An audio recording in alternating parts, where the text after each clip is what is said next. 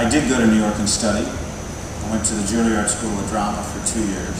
And 11 years after I met Jack Lemmon at the age of 13, I auditioned for and won the role of his son in a Broadway production of a great Eugene O'Neill play called Long Day's Journey into Night.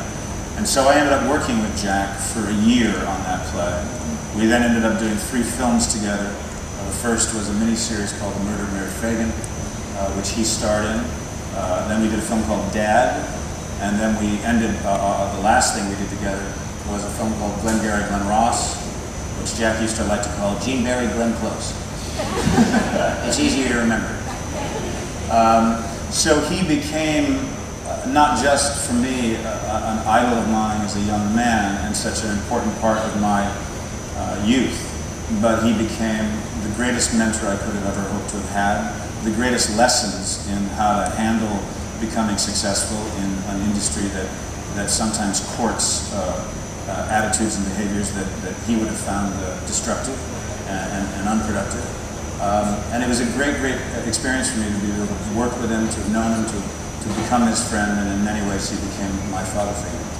Do you think that's important for young people today to sort of have a good foundation, a good starting point, someone to guide them along the way? Because as you mentioned, the entertainment industry can be fairly brutal these days, where a lot of times, the young people may not even know what they're getting into.